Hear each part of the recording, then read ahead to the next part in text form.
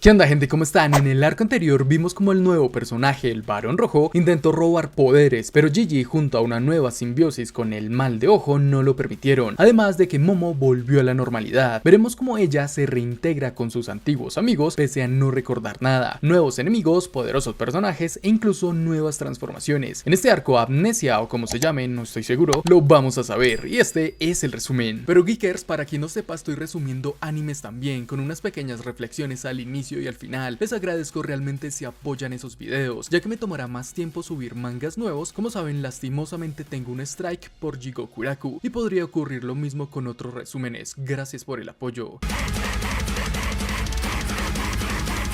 En otro lugar, camino a la escuela, Okarun avanzaba concentrado mientras practicaba un ejercicio para canalizar el ki, intentando mantener la respiración y el cuerpo firme. Aún así, no pudo evitar sentirse incómodo cuando notó las miradas curiosas de algunos compañeros que pasaban cerca. Trató de ignorarlos y seguir con el entrenamiento, repitiendo los movimientos con seriedad. En ese momento aparece Aira, que se le acerca con energía y se suma al ejercicio como si fuera lo más normal del mundo. Con una sonrisa le pregunta para qué sirve exactamente lo que está haciendo. Okarun, algo nervioso, esquiva la pregunta y dirige la conversación hacia las heridas que ella había sufrido antes. Aira le responde con naturalidad que ya está completamente recuperada, explicando que fue gracias a Queen quien simplemente apoyó sus manos sobre sus heridas. Sospecha que Queen tiene poderes de curación y aunque eso podría convertirla en una amenaza, está convencida de que ella es diferente porque su amabilidad es real y porque cada curación parece costarle parte de su propia salud, enfermándose según lo grave de la herida que sana. Luego, Aira vuelve al tema del entrenamiento de Okarun y cuando él le explica que el objetivo es volverse completamente inamovible, ella lo empuja suavemente en broma para probarlo. Justo entonces aparece Gigi, quien interrumpe el momento acusándolos de estar coqueteando y diciendo lo feliz que está de verlos otra vez después de volver de Shimane. Cuando Aira pregunta por Momo, Gigi les asegura que ya está bien y señala hacia adelante, donde Momo se acerca caminando junto a Bamora. Okarun se emociona, Aira se ilumina al verla, feliz de que haya vuelto a su tamaño normal, aunque admite que también le gustaba cuando era pequeña. Okarun recibe con calidez tanto a Momo como a Bamola. Sin embargo, cuando Momo le agradece de manera casual, Aira nota de inmediato que algo no encaja. Le señala que está demasiado apagada y le recuerda lo preocupados que estuvieron todos por ella.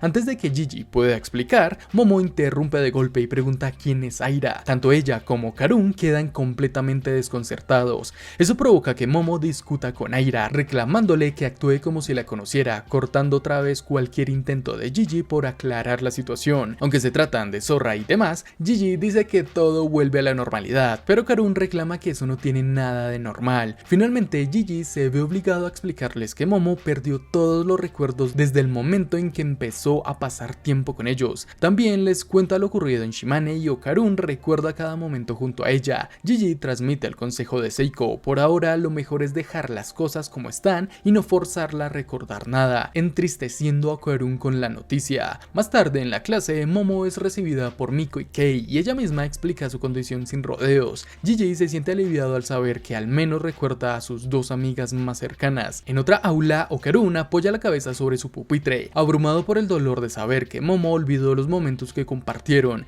especialmente las veces en que ella lo llamaba por su nombre. Con actitud renovada y después del descanso, camina por los pasillos de la escuela con una determinación silenciosa, convencido de que debe hacer algo y acercarse a ella. En su rostro se nota la seriedad y las ganas de avanzar. Mientras camina, recuerda la sonrisa de Momo y ese recuerdo le da un poco de valor. Llega hasta el salón de Momo y ve que ella y sus amigas están jugando. Se queda observándolas con la atención fija únicamente en la cara de Momo mientras se ríe. Se detiene frente a la puerta y permanece en silencio, viéndola disfrutar. Al notar lo feliz que se ve, decide que no es el momento adecuado para hablarle. Se da la vuelta y se va. Después de que se aleja, Momo mira hacia esa dirección, pero como él ya no está, se queda pensativa por un instante. En otro salón, Sakata no puede creer que Momo haya vuelto a la normalidad. Exclama que debe presentarse ante ella, convencido de que ella debe estar deseando verlo. Rin lo detiene de inmediato y le dice que se calme, explicándole que Momo no estaría tan interesada en verlo ahora.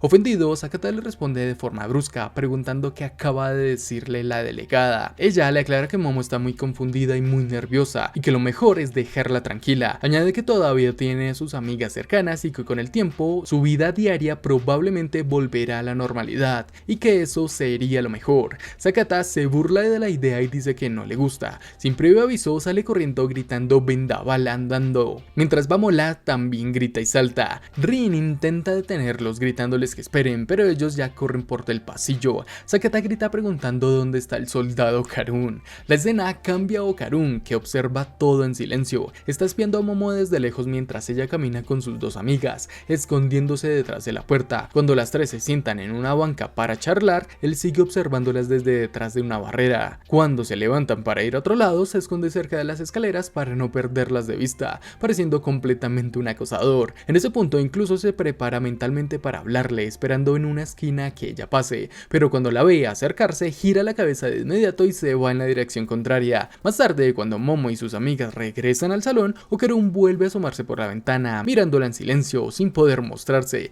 Poco después se deja caer en una banca al costado del edificio escolar. Sin energía empieza a insultarse a sí mismo, llamándose idiota ignorante, acosador patético e inútil, ordenándose que se apure y vaya a hablar con Momo de una vez. Recuerda el momento en que ella le preguntó seriamente quién era, y frunció el ceño con amargura. Sentía que su corazón se rompió en ese instante, como si esas palabras le hubieran golpeado directo en la cara. Quiere hablarle, pero piensa que si ella vuelve a mirarlo de esa manera no tendrá el valor para hacerlo. Se levanta rascándose la cabeza, frustrado, maldiciendo en voz baja y preguntándose qué demonios está haciendo. ¿No había decidido ya que iba a hablar con ella? Entonces ve pasar a un grupo de estudiantes riendo y al mirar mejor nota que es Momo con sus amigas. Se sonroja al verla. Cuando los ojos de Momo se giran hacia él, desaparece de inmediato, escondiéndose de nuevo detrás de la barrera que los separa. Momo se queda mirando por un momento el lugar donde él estaba. El sudor corre por la cara de Okarun mientras se esconde. En la siguiente escena, caminando por el pasillo, se insulta con rabia, llamándose a sí mismo un completo imbécil. Se obligó a sí mismo una vez más diciéndose que ahora sí iba a hablarle de verdad. Mientras caminaba, su atención volvió a centrarse en Momo, que avanzaba unos pasos delante de él. Decidió seguirla pensando que como ahora estaba sola, quizás sería más fácil hablarle esta vez. Momo giró a la derecha en la esquina del pasillo y mientras Okarun continuaba siguiéndola, empezó a irritarse consigo mismo. Se dio cuenta de que sin querer se había convertido en un acosador total y se recriminó internamente que lo único que tenía que hacer era hablarle con normalidad. Sin embargo, para su sorpresa, cuando dobló la esquina, Momo ya lo estaba esperando. Eso lo dejó completamente congelado y sin palabras. Ella le dijo con seriedad que había notado que la estaba siguiendo a todas partes desde hace rato. Señaló que si tenía algo que decirle, entonces que lo hiciera de una vez. Okarun, nervioso y tartamudeando, intentó explicar que solo parecía que iban en la misma dirección por coincidencia, lo que hizo que Momo levantara una ceja con desconfianza. Ella le dijo que ese pasillo al que acababan de entrar llevaba una salida de emergencia y terminaba en un callejón sin salida, y le preguntó qué se suponía que iba a hacer ahí. Intentando escapar, Okarun empezó a alejarse murmurando que no había dormido bien y que simplemente se había equivocado de camino, pero Momo lo siguió de inmediato, gritándole que no se había equivocado de pasillo y preguntándole si de verdad pensaba que podía huir así, exigiéndole que lo mirara. Preso del pánico, de repente señaló hacia un costado y dijo que había visto a un alienígena espacial. Okarun aprovechó ese breve instante de distracción para salir corriendo, pero Momo reaccionó al momento y fue tras él. Lo alcanzó enseguida y con un gesto molesto lo atrapó en una llave de cabeza mientras le apretaba las mejillas, gritándole que no podía engañarla y que ahora más le valía mirarla. Él intentó hablar, pero las palabras salieron ahogadas por lo aplastado que estaban sus mejillas. Entonces Momo explotó, diciéndole que si tenía algo que decir lo dijera de una vez. Cuando volvió a intentarlo, ella gritó que no entendía nada de lo que decía y furiosa lo llamó cerebro de todo. De pronto Momo notó algo extraño. Los ojos de Okarun empezaban a llenarse de lágrimas. Sorprendida, lo soltó de inmediato y se disculpó, diciendo que quizás se había pasado. Le preguntó si lo había lastimado tanto como para hacerlo llorar, pero él respondió que no estaba llorando. El tono frustrado de Momo se suavizó y con un aire algo triste le dijo que Gigi le había contado que ellos solían ser buenos amigos. Luego se disculpó admitiendo que no lo recordaba,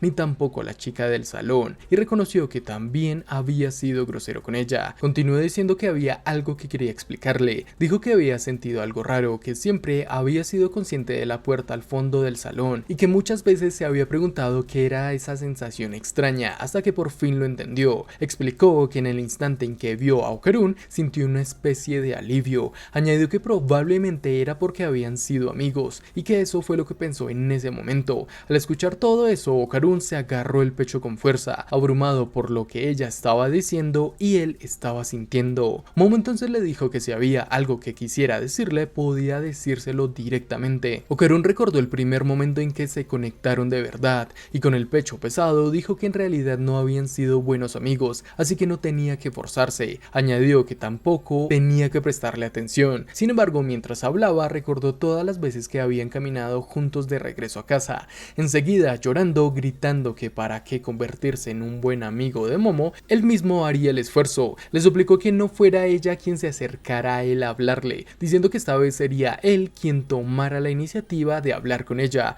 Le preguntó si lo entendía y luego le rogó que no lo olvidara esta vez. Momo aceptó y de repente colocó sus manos sobre los hombros de Okarun, girándolo para que la mirara de frente y diciéndole que la mirara directo a los ojos. Momo sostuvo su mirada, pero Okarun no pudo obligarse a devolverle la propia. Por eso Momo gritó frustrada, señalando que había desviado los ojos. Él intentó explicarse, diciendo que no podía hacer algo así solo porque se lo pidieran, lo que llevó a Momo a exclamar que esto era serio. Luego ambos se dirigen a la banca del patio interior donde Momo le pregunta a Okarun cuál es su nombre. Dijo que no estaba segura de cómo debía llamarlo. Okarun se quedó pensando un momento y luego respondió, sin mirarla, que su nombre era Okarun, lo que hizo que Momo dijera que no se refería a su apodo. Le preguntó cuál era su nombre real y le dijo que no la obligara a usar su apodo. Okarun respondió que no podía decirle su nombre real, lo que dejó a Momo confundida y le preguntó por qué no. Dijo que quién hacía algo así y le insistió en que lo dijera. Él le explicó que a ella no le gustaría, lo que llevó a Momo a decir que no lo entendía en absoluto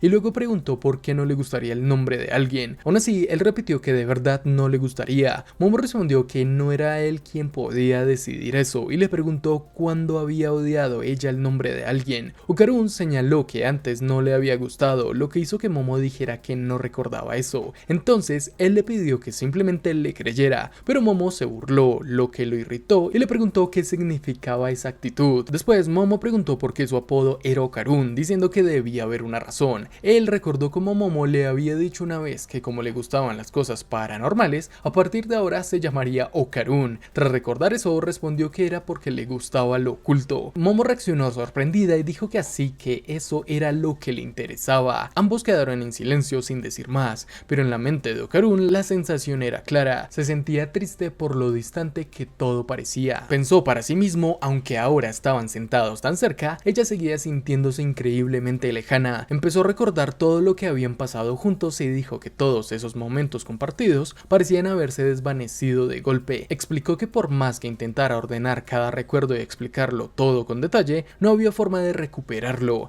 Añadió que de manera lógica lo entendía, pero emocionalmente no podía aceptarlo. Entonces Momo le preguntó qué tipo de cosas ocultistas le gustaban. Él respondió sin dudar que los alienígenas. Momo mostró un ligero interés, pero tras unos segundos volvió a quedarse en silencio. Al notar eso, Okarun le preguntó si significaba que no creía en ellos. Ella explicó que creer o no en esas cosas dependía de cada persona, pero Okarun alzó la voz diciendo que no se trataba de creer o no, sino que esas cosas realmente existían. Momo respondió que si así era, entonces debería mostrarle una alienígena. Okarun señaló que ya había visto uno, que Bamola era una alienígena. Eso sorprendió a Momo, quien dijo que Bamola solo era un estudiante de intercambio de la India. Okarun replicó que era una afirmación bastante segura viniendo de alguien que no recordaba nada. Momo respondió que en ese caso debía mostrarle pruebas, por eso fueron a buscar a Bamola y Okarun le preguntó dónde estaba su traje kaiju. Ella respondió que estaba roto y que lo tenía el señor Camarón para repararlo. Momo miró a Okarun con desconfianza y de pronto lo empujó con el cuerpo, gritándole dónde estaba su supuesta prueba. Okarun dijo que la conseguiría pronto. Momo volvió a presionarlo, exigiéndole que se apurara y él le pidió que esperara. Luego lo invitó a ir con él después de clases a la casa del señor Camarón, diciéndole que cuando llegaran lo entendería todo. Momo lo miró fijamente por un momento y de repente se puso nerviosa,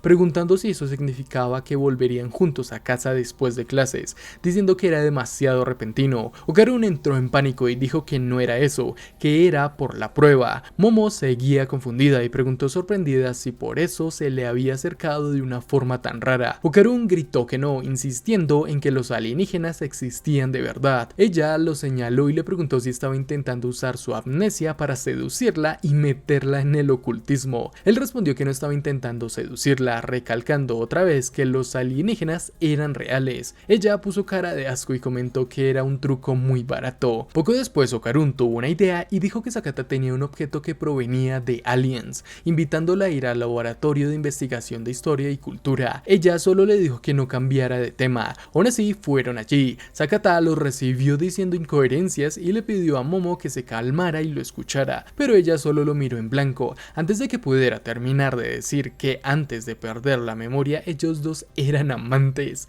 Aira lo estranguló rápidamente y gritó que eso no era cierto, mientras Gigi se interponía de inmediato diciéndole que no se acercara a ese tipo. Aira regañó a Sakata diciéndole que no implantara recuerdos falsos. Sakata se tiró al suelo suplicando mientras Gigi lo inmovilizaba, disculpándose y admitiendo que había mentido, mientras Aira lo llamaba patético. Luego señaló que Momo era una idiota y que incluso podría haberle creído. Al escuchar eso, Okarun se puso rápidamente delante de Momo, mientras ella empezaba a crujirse los nudillos diciendo que había que hacer algo con los modales de Aira. Okarun entró en pánico y le suplicó que se calmara. Aira dijo entonces que además como se suponía que debía hablarle a Momo si antes había sido su esclava, lo que hizo que Okarun gritara que eso era mentira. Gigi afirmó entonces que él era el mejor en Super Smash Bros, pero Sakata discutió diciendo que se refería a él mismo y gritó que nunca había perdido. Okarun volvió a decirle a Momo que todo eso era mentira. Después de ver esto, Momo preguntó si eso significaba que todos en el club de ocultismo eran mentirosos y cuestionó cómo se suponía que debía confiar en ellos. Aira se giró hacia Gigi y le preguntó qué pasaba con Seiko. Él le explicó que seguía hospitalizada en Shimane y que aunque fingía estar bien, en realidad iba a someterse a otra cirugía y no le darían de alta en 2 o 3 meses. Dijo que imaginaba que Momo también debía estar preocupada y admitió que no le habían contado mucho sobre lo que estaba pasando.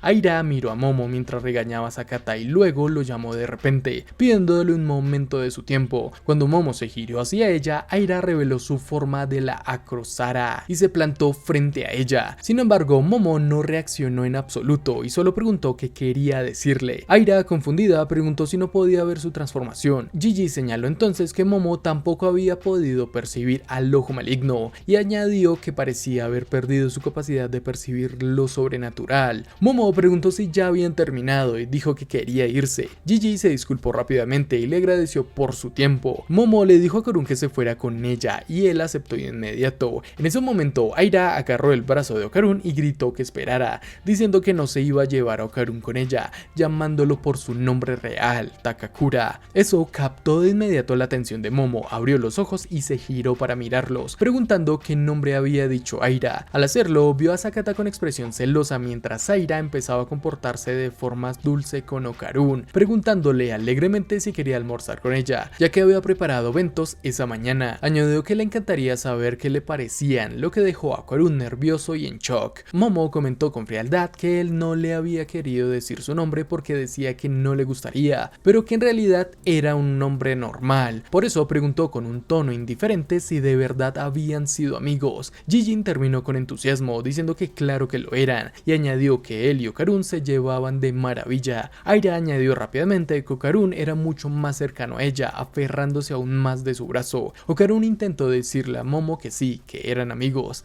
Antes de que pudiera explicar algo más, Momo desvió la mirada y murmuró que así que de eso se trataba todo. Dijo que ahora lo entendía. Luego se dio la vuelta y empezó a alejarse, dejando a Okarun de pie en silencio. Mientras caminaba, Momo pensaba para sí misma que había algo que realmente la estaba incomodando. Se preguntaba qué era exactamente esa sensación. Sentía como si hubiera quedado completamente al margen de algo, apretando los puños con frustración. Se preguntó de manera irritada qué era lo que estaba sintiendo en realidad. Aún molesta, alguien la llamó de repente. Cuando se giró, vio que era el señor Sanjime o el conde Saint Germain, quien la invitó a contarle todas sus preocupaciones. Ellos dos se quedaron mirando durante un momento, lo que llevó a Momo a preguntarle quién era, señalando además que gente ajena no debería rondar por la escuela. El señor Sanjime comentó lo graciosa que era, antes de preguntarle si ya se había olvidado de él. Se presentó como el asesor del club de investigación de historia y cultura, el señor Sanjime. Momo lo llamó mentiroso de inmediato y dijo que no lo conocía. Él le respondió que aunque ella no pudiera recordarlo, él sí sabía quién era era ella, lo que captó su atención. La expresión de Momo se volvió seria y decidió pasar de largo, quitándole importancia a todo. Sin embargo, se detuvo de golpe cuando el señor Sanjime le mostró algo en la mano y le dijo que quería dárselo. Con curiosidad, Momo preguntó qué era y él le explicó que se trataba de un silbato de antidelitos. Le dijo que si alguna vez se metía en problemas debía soplarlo, pero añadió que no estaba del todo seguro de que realmente le fuera a servir, lo que dejó a Momo confundida. Entonces, ella dijo que bueno, si prevenía el crimen lo guardaría y le dio las gracias. Después de eso, ambos se alejaron en direcciones opuestas y en la siguiente escena Momo apareció hablando con sus amigas sobre el señor Sanjime. Miko explicó que él ya llevaba bastante tiempo en la escuela, pero Momo insistió en que no era así, lo que llevó a Kei a comentar que de verdad había perdido sus recuerdos, añadiendo que el señor Sanjime había estado allí desde que ellas empezaron. Por eso Momo afirmó con certeza que no había forma de que hubiera estado allí en ese entonces y señaló que recordaba perfectamente a ambas, a lo que Miko respondió que también había olvidado a Okarun. Kei estuvo de acuerdo, comentando pobre Okarun,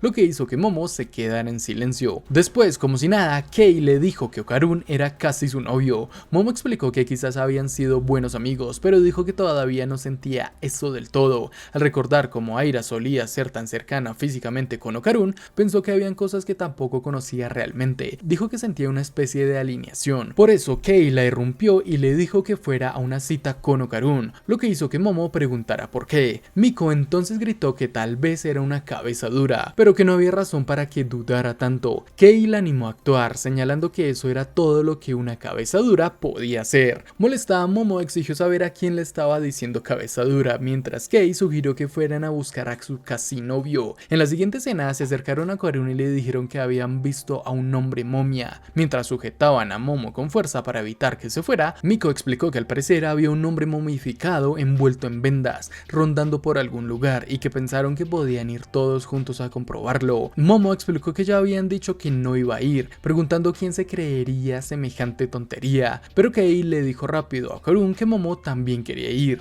lo que le irritó aún más mientras exigía saber si tenían los oídos tapados. Después de eso fueron a un museo que tenía una exposición sobre las momias del antiguo Egipto. Okarun comentó que así que a eso se referían. De inmediato se emocionó y exclamó con asombro que los misterios del mundo antiguo estaban a punto de revelarse. Momo preguntó si no era algo bastante macabro, mientras Kei se preguntaba si habría algo rico para comer allí, lo que llevó a Miko a señalar que no iban por la comida a la exposición de momias. Una vez dentro, el grupo empezó a recorrer el lugar y Okarun se puso a observar una de las momias de cerca. Momo se sorprendió y exclamó "puta madre", preguntando si lo que estaban viendo era real. Okarun respondió que por supuesto y añadió que pensar que algo del año 2500 a.C.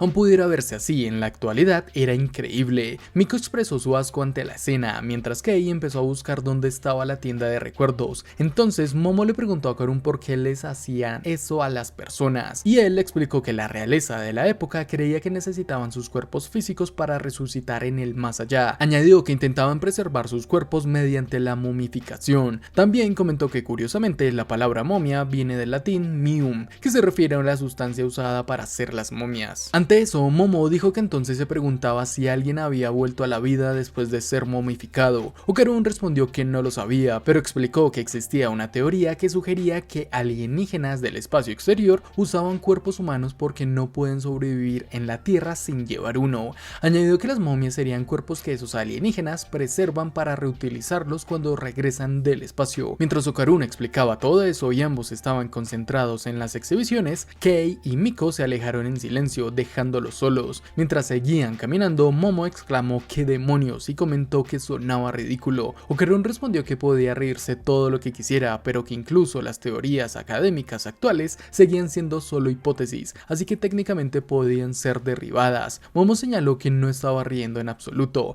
De hecho, dijo que le parecía interesante, lo que hizo que Okarun se girara para mirarla. Entonces le preguntó si eso significaba que creía en los alienígenas, a lo que Momo respondió de inmediato que ni de broma. Explicó que no sabía si los alienígenas existían o no, pero añadió que él contaba historias bastante entretenidas. Okarun se sonrojó al escuchar eso y sintió un pequeño alivio, pero el momento se cortó de golpe cuando Momo se dio cuenta de repente de que Kei y Miko ya no estaban. Molestada preguntó a dónde se habían largado esas dos, diciendo que no podía creer que los hubieran dejado tirados así sin más. En la siguiente escena, ambos ya habían salido del museo y ahora viajaban juntos en el tren. Si te está gustando el resumen, no olvides dejar tu like y suscribirte. Muchas gracias por el apoyo. Se bajaron en la estación Kawaguchi. Al salir, Momo insultó a sus amigas con fastidio, señalando que había sido idea de ellas ir al museo en primer lugar y aún así los habían abandonado allí. Añadió que era increíble. Luego Momo le dijo a Karun que no tenía que acompañarla más, que podía llegar sola a casa, pero él se negó y dijo que la escoltaría como se debía. Por eso Momo le preguntó si pensaba ir hasta la puerta de su casa, mostrando cansancio, como si sospechara que se estaba comportando como un acosador. Eso hirió a Karun, quien le pidió que no le dijera así, porque solo estaba preocupado por ella. Entonces Momo le preguntó de golpe si le gustaba, lo que lo tomó completamente por sorpresa y lo hizo sonrojarse de inmediato. Ambos quedaron en silencio mientras seguían caminando. Tras unos momentos, Karun reunió todo su valor y confesó en voz alta que de verdad amaba a Momo. Eso la impactó por completo. Su corazón se aceleró y su cara se puso roja. Para disimularlo, le reclamó cómo podía soltar algo así tan fácilmente. Avergonzado, Karun giró la cabeza y razonó que ella había sido quien preguntó primero. De todos modos, Momo señaló que solo porque alguien haga una pregunta no significa que tengas que responderla al instante, pero Karun replicó alzando la voz que sí podía hacerlo, al menos cuando se trataba de ella. Luego añadió que después de todo, ella probablemente también gustaba de él, lo que dejó a Momo aún más impactada. Todavía ruborizada, le dijo que él no tenía derecho a decidir eso y exigió saber por qué pensaba que ella podría quererlo a él, precisamente a él. Karun se llevó la mano al pecho como si le doliera y exclamó que su corazón se estaba rompiendo, insistiendo en que ella había olvidado todo por completo. Momo lo negó y gritó que no lo amaba, diciéndole que no se hiciera ideas raras, pero Karun respondió que sí lo amaba y que esa era la verdad. Eso hizo que Momo le agarrara las mejillas y le gritara que se callara, insistiendo otra vez en que no lo amaba, pero Karun no cedió y dijo que no, que simplemente lo había olvidado. Entonces Momo estalló y dijo que solo una persona loca diría algo así, a lo que Karun le gritó que entonces lo llamara loco. Por su insistencia, Momo terminó cediendo y dijo que si ese era el caso, entonces él debía responder su pregunta. Le exigió saber por qué le había dicho eso a una chica linda, refiriéndose a Aira, mencionando que sabía que su nombre era Takakura. Karun, en lugar de responder, señaló que ella estaba claramente preocupada por él, afirmando que eso solo demostraba que tenía sentimientos por él, lo que hizo que Momo se alterara todavía más y furiosa le gritara que le daba asco. De pronto el ambiente a su alrededor cambió, llamando de inmediato su atención. Momo se inquietó y preguntó qué estaba pasando, ya que de repente todo se había oscurecido. Mientras Karun notaba lo que ocurría, más adelante, desde la carretera apareció una momia humanoide montada en una bicicleta, empuñando una katana y avanzando directo hacia ellos. Al ampliar la vista, vieron que detrás venía toda una horda de serpos corriendo como locos en su dirección. Al observar la escena, Momo se mostró confundida e inquieta, preguntándose en voz alta qué era exactamente lo que estaba viendo. Karun agarró de inmediato la muñeca derecha de Momo y la arrastró con él mientras le gritaba que corriera. El enjambre de serpos continuó persiguiéndolos, aparentemente liderados por la momia faraón. Mientras corrían, Momo miró hacia atrás y preguntó qué pasaba con esas cosas, comentando que venían cargando contra ellos como desquiciados, a lo que Karun le gritó que no mirara atrás. En su mente se frustró al pensar que esto no podía haber ocurrido en peor momento. Señaló que ni Momo ni él podían usar sus poderes. Entonces, tres serpos se prepararon para usar su zona asombrosa y al poco tiempo liberaron un campo presurizado. Momo giró la cabeza cuando uno de ellos salió disparado hacia ella, pero Karun se movió rápido y se puso delante, bloqueando el ataque antes de que la alcanzara, lo que la dejó completamente impactada. Karun gruñó al perder el equilibrio por el golpe y cayó al suelo, mientras Momo gritaba su nombre presa del pánico. Él le gritó que se olvidara de él y que siguiera corriendo. Los serpos que atacaron quedaron atónitos, incapaces de creer que su zona asombrosa hubiera sido repelida. Aún así, Karun logró ponerse de pie tras sacudirse del dolor, comentando que se sentía como si lo hubiera embestido un gorila. Sin embargo, notó que no había sido tan grave como aquella vez en el que él y Aira sintieron que sus cuerpos estaban siendo aplastados. Por eso se preguntó sorprendido si su entrenamiento de poder espiritual realmente estaba dando resultados. De repente, un leve resplandor apareció cerca del pecho de Karun mientras corría, llamando su atención. Entonces Momo sopló el silbato que el señor Sanjime le había dado, haciendo que Karun la mirara confundido. Después de eso, ella empezó a gritar pidiendo ayuda, diciendo que le estaban persiguiendo unos tipos raros. Volvió a soplar el silbato, lo que llevó a Karun a decir decirle que no serviría de nada y que por ahora solo debía seguir corriendo. Momo preguntó por qué no, explicando que era un silbato de prevención del crimen. Razonó que si alguien lo oía, quizá llamaría a la policía, pero Karun respondió que no había nadie alrededor en esa zona y que si seguía soplando así solo se quedaría sin aire. Molesta, Momo le gritó que de qué estaba hablando mientras volvía a soplar el silbato.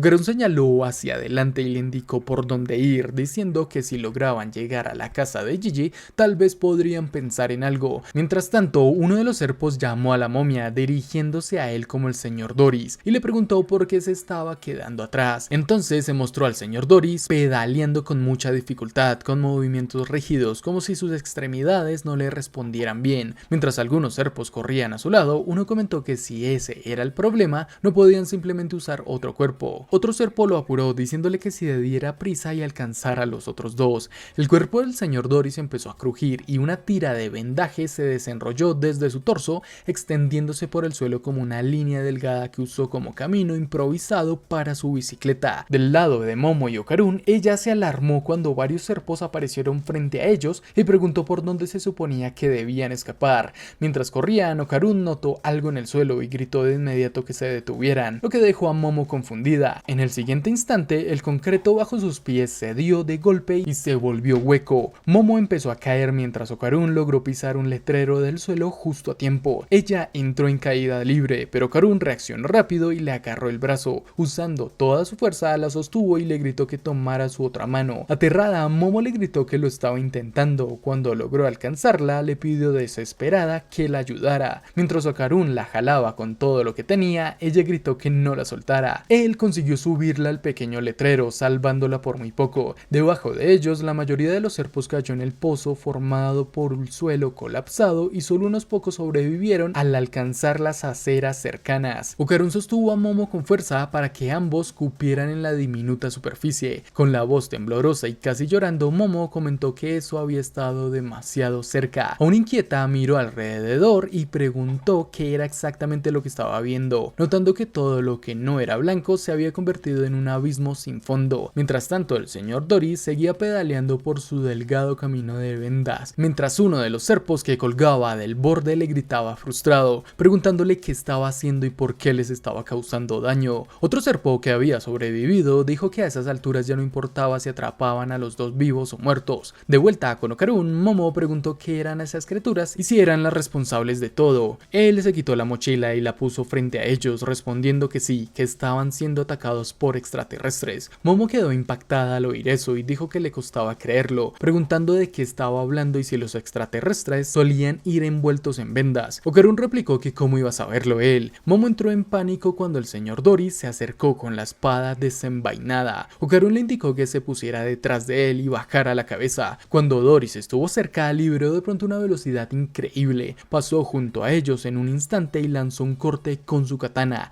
alcanzando el hombro izquierdo de Okarun. Los ojos de Momo se abrieron del susto mientras los serpos quedaban asombrados por la rapidez de Doris. Sin embargo, Doris no pareció satisfecho y pronto notó que Okarun había logrado bloquear el tajo relámpago usando el garrote Oni que Seiko le había dado antes. La hoja solo le rozó el hombro. Okarun gruñó por el dolor mientras Momo lo miraba alarmada. Él le preguntó si estaba bien y cuando ella sostuvo su hombro herido, le exigió saber por qué se preocupaba por ella y no por sí mismo. Okarun la tranquilizó diciendo que estaba bien y explicó que llevaba un talismán protector de Seiko. Además, dijo que por fin entendía cómo usar el garrote Oni, recordando su entrenamiento cómo canalizar la energía desde el punto debajo del ombligo y guiarla hacia la cabeza. Al visualizar la creación de un rayo, el garrote empezó a brillar y se transformó en un arma idéntica a lo que había imaginado, dejando a Momo completamente asombrada. Ambos observaron asombrados como Okarun lograba formar el garrote Oni, pero la emoción duró poco cuando el arma se deshizo rápidamente y perdió su forma. Okarun admitió que todavía no era bueno invocando poder espiritual,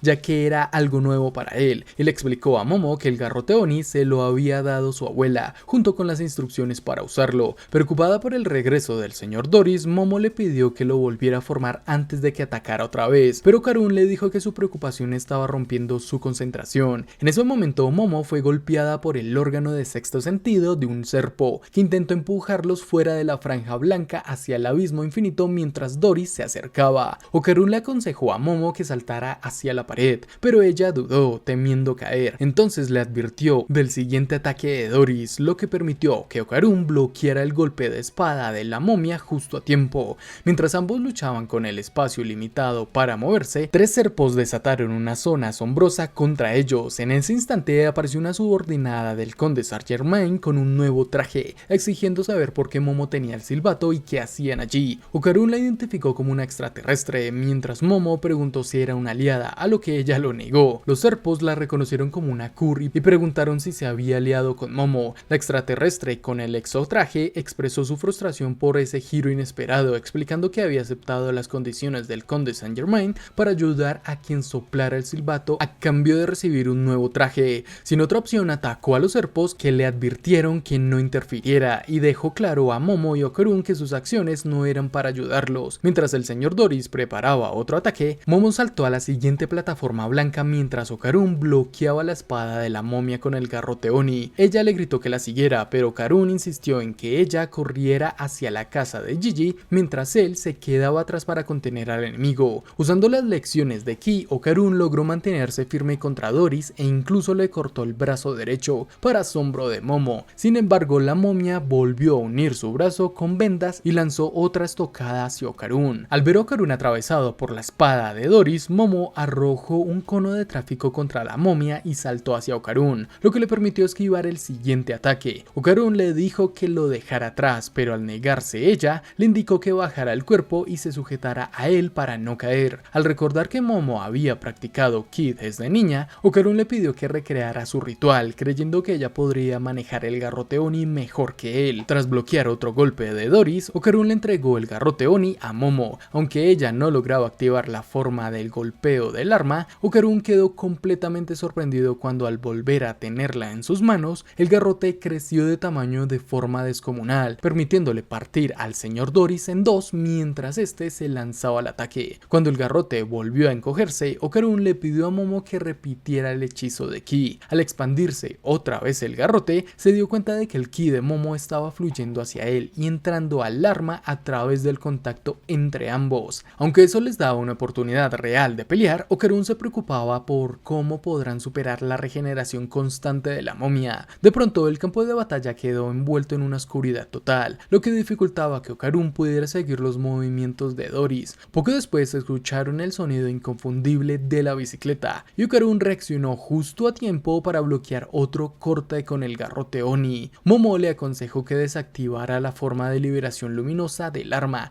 señalando que brilla demasiado y funciona como un faro. Tras bloquear el siguiente ataque, Okarun entendió finalmente que Doris estaba usando ecolocalización, guiándose por el sonido de la bicicleta para calcular distancias, ya que su máscara le impedía ver. Con esa información, Momo ideó un plan para contrarrestar la regeneración del enemigo. Decidida a usar la propia naturaleza momificada de Doris en su contra. Cuando Doris se lanzó otra vez, cayó en la trampa de Momo, quien creó un señuelo para distraerlo y aprovechar el momento para agarrar uno de sus vendajes. Okarun sujetó a Momo para mantenerla estable y juntos comenzaron a desenrollar las vendas de Doris mientras cantaban. Al quedar expuestos sin ellas, la piel momificada de Doris empezó a descomponerse a toda velocidad, exactamente como Momo había previsto. Con la destrucción del cuerpo momificado, la verdadera forma del alienígena del señor Doris comenzó a emerger, provocando que sus poderes se anularan, mientras Okarun y Momo notaron que la carretera ha reaparecido. Ambos quedaron paralizados al ver como un cuerpo colosal, similar a una ballena gigante, descendió sobre ellos desde lo alto. De inmediato recurrieron al garrote Oni para evitar ser aplastados por su peso. El impacto sacudió toda la dimensión y los serpos se burlaron de Doris, llamándolo idiota por no haber escuchado su advertencia previa de que la gravedad terrestre lo aplastaría una vez abandonara su contenedor humano. Justo cuando los serpos se retiran, Doris colapsa bajo la presión extrema de la gravedad y explota, lo que provoca que el espacio vacío se cancele por completo. Momo y Okarun aparecen fuera de la dimensión sin darse cuenta de que Momo usó de forma inconsciente sus poderes psíquicos para protegerlos de la destrucción. Aunque Momo insistió en que fue Okarun quien derrotó a Doris, él afirma que fue su rapidez mental y su valentía, incluso sin recuerdos, lo que realmente lo salvó, y admite que eso le dio tranquilidad al comprobar que ella sigue siendo la misma persona que conocía. Luego se ofreció a cargarla cuando ella tenía problemas para para mantenerse en pie. Al aceptar su ayuda, Momo confiesa que ahora sí cree en los extraterrestres. De vuelta en el hospital Shimane, donde Seiko se recupera, despierta y se encuentra con la turboabuela sentada junto a su cama. Seiko le pregunta de inmediato si la figura Maneki Neko ha estado comiendo bien, a lo que la turboabuela responde que más o menos, aunque se queja de que la gente de la que se ha estado alimentando le resulta desagradable. Al llegar a la residencia Yase, Momo le pide a Okarun que se quede para poder curar sus heridas, aunque se muestra incómoda al hacerlo y admite que le duele con solo mirarlas. Bamora, feliz con la visita, lo invita a quedarse a cenar y Momo coincide en que ya está ahí y debería hacerlo. Durante la comida, Momo y Okarun intentan mirarse de reojo, pero ambos lo notan y lo niegan, lo que termina en una discusión que Bamola interpreta como que se llevan bien. Mientras lavan los platos, Momo pregunta por los serpos. Okarun explica que son extraterrestres, una de las 86 especies conocidas que roban genitales humanos, aunque admite que nunca había visto una combinación tan extraña como la momia ballena que enfrentaron. Añade que los alienígenas van tras sus poderes o maldiciones, aunque él ya no tiene ninguna, y le aconseja a Momo mantenerse cerca de los miembros del Club de Investigación de Historia y Cultura como Gigi o Aira por su seguridad. Al oír el nombre de Aira, Momo se molesta,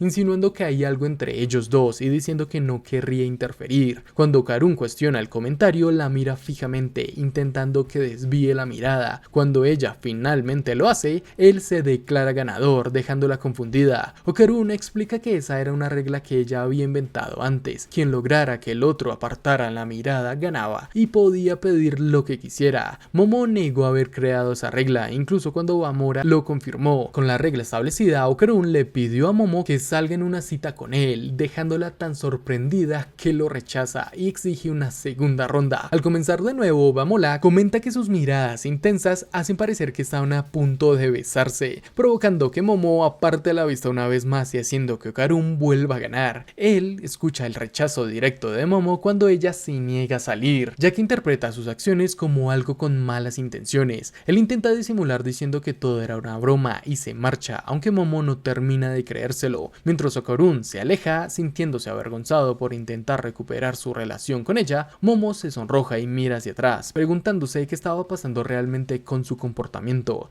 Al día siguiente, Okarun visita a Manjiro en el santuario mientras este limpia el lugar. Está emocionado porque quiere mostrar su nueva habilidad para usar el garrote Oni. Manjiro queda sorprendido e intenta manipular el arma él mismo, pero no logra hacerlo. Confundido, Okarun pregunta cómo su supuesto maestro no puede usarlo después de tantas sesiones de entrenamiento. Manjiro admite que esas sesiones solo eran tareas del santuario y que nunca le enseñó nada, ya que estaba demasiado ocupado viendo BookTube. Okarun se molesta al darse cuenta de que Manjiro tiene la misma actitud despreocupada que Seiko. Después de salir del santuario, Okarun se reúne con Aira y Gigi les cuenta todo lo que pasó el día anterior con Momo y los Serpo. Luego les pide que se mantengan cerca de Momo ahora que ella no puede usar sus poderes. La situación empeora cuando Gigi confirma que Bamola tampoco puede ayudar porque su traje Kaijo sigue en reparaciones. Aira se pregunta si Momo ha recuperado algún recuerdo después del ataque alienígena, pero Karun confirma que nada ha cambiado. Antes de probar si Aira o Gigi pueden usar el garrote Oni, los tres se cruzan con Momo y Bamola. Momo evita mirar a Okarun, lo que hace que Aira la regañe por su actitud fría. Ella responde que simplemente no quiere mirarlos. Gigi preguntando en voz baja si pasó algo entre ellos y Okarun admite que no entiende qué ocurre, solo siente un ambiente tenso. Momo escucha eso mientras pasa y reprende a Okarun por su intento ridículo de invitarla a salir el día anterior. Aira y Gigi quedan sorprendidos y el grupo empieza a discutir hasta que Bamola propone de repente que todos salgan juntos en una cita.